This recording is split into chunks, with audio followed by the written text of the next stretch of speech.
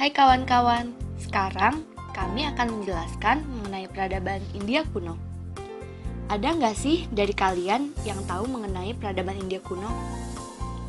Nih, aku jelasin ya.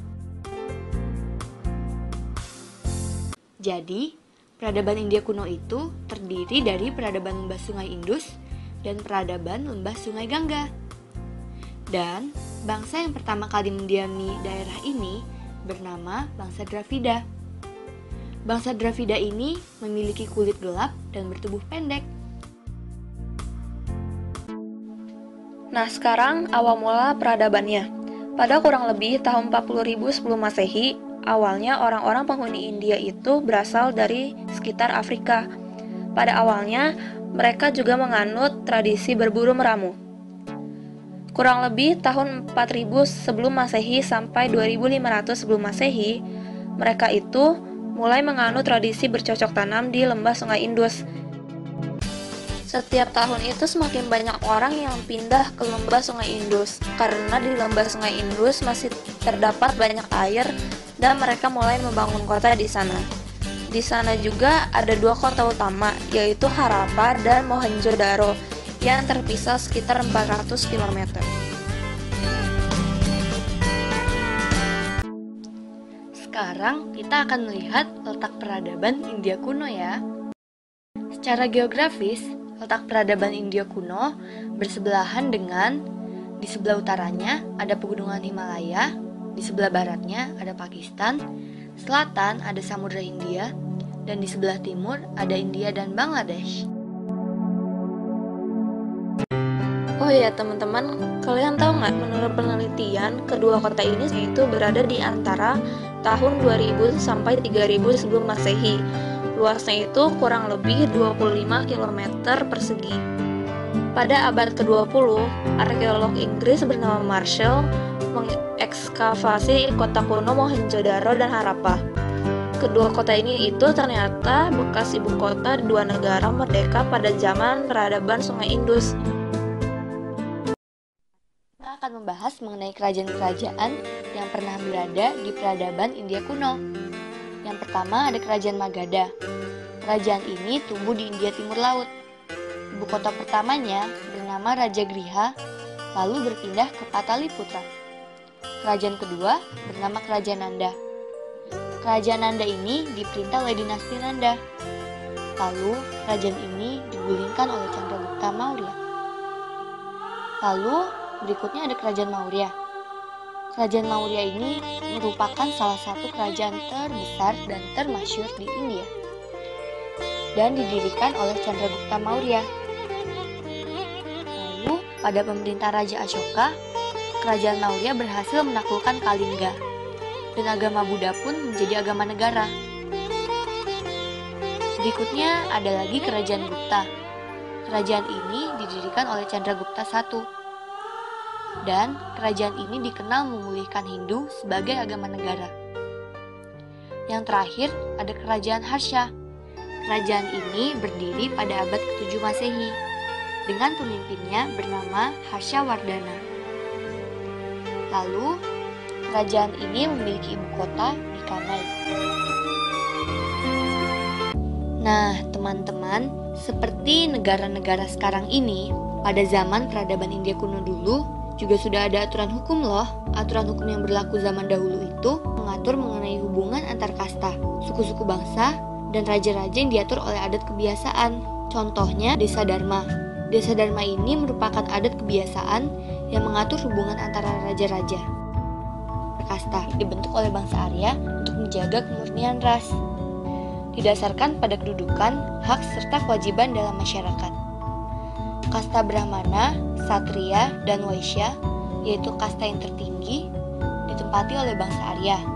Lalu, kasta Sudra ditempati oleh bangsa Dravida. Namun, bagi mereka yang melanggar hukum atau terjadi perkawinan antar kasta, maka mereka akan dikeluarkan dari kastanya dan masuk ke kasta Paria, yaitu kasta paling rendah. Dan ada juga loh cara pemulihan seseorang ke kastanya, bernama upacara upawita. Kemudian, pembagian kerja peradaban ini didasarkan pada status seseorang dalam sistem kasta. Yang pertama kasta Brahmana, yaitu ada pendeta agama dan rohaniawan. Kasta Ksatria ada penguasa, raja, bangsawan, perwira, dan prajurit. Kasta Waisya ada pedagang, petani, dan nelayan. Kasta Sudra ada budak dan pekerja kasar.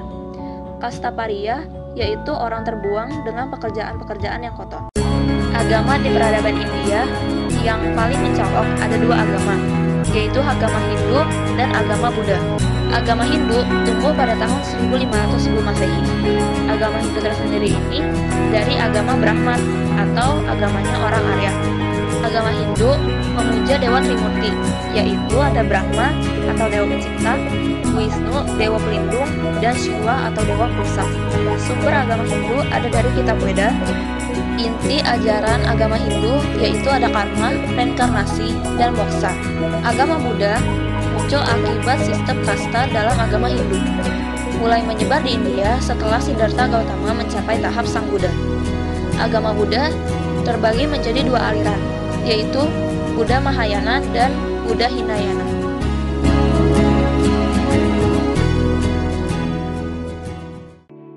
Kemudian, di tempat-tempat perkembangan peradaban kuno, pastinya pertumbuhan masyarakat itu semakin kompleks menyebabkan penciptaan aksara, bukan? Nah, aksara peradaban India, yaitu peradaban Harappa, merupakan simbol-simbol gambar atau piktograf, ditulis dari kanan ke kiri.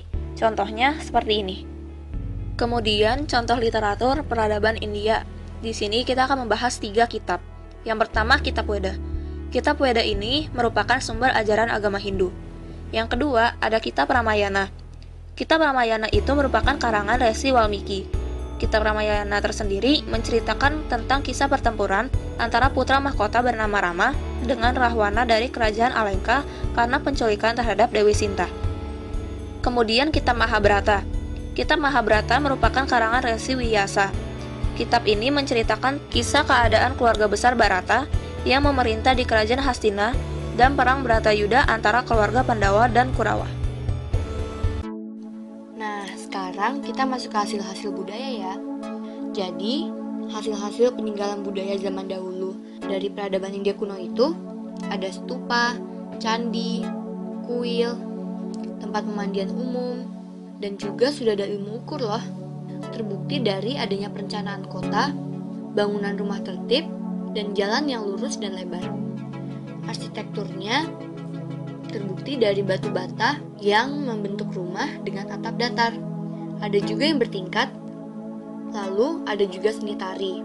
Seni tari ini dibuktikan dengan adanya patung perunggu berbentuk anak perempuan yang sedang menari.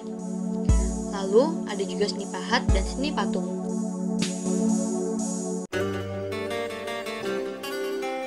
Mathematicians in the Indian and Arab worlds began to cultivate their own knowledge. The number system we use today may have originated in this region, as well as the concepts of zero and infinity. The concepts of the decimal system, place value notation, and zero originated in India.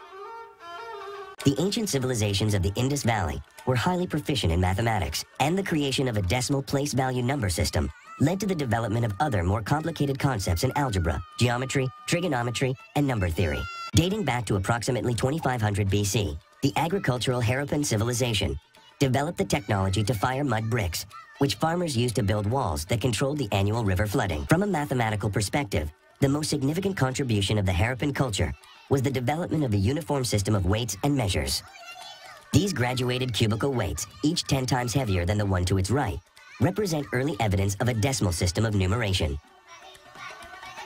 This system would provide the template for the positional place value system that would form on the same soil many years later. Began during the Vedic period, around 1500 BC. The Vedas are ancient Indian texts containing a record of human experience and knowledge, including mathematical sutras or sayings.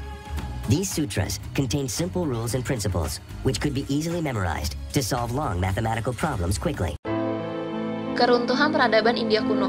Kan tadi sudah dibahas bahwa India kuno memiliki 2 peradaban, yaitu lembah sungai Indus dan lembah sungai Gangga. Nah, peradaban sungai Indus runtuh akibat serbuan bangsa Arya tahun 1000 sebelum Masehi melalui celah Khyber. Sejarah bangsa Arya diperoleh dari kitab Rigveda. Kemudian, peradaban lembah sungai Gangga runtuh akibat kemunduran kerajaan Harsha.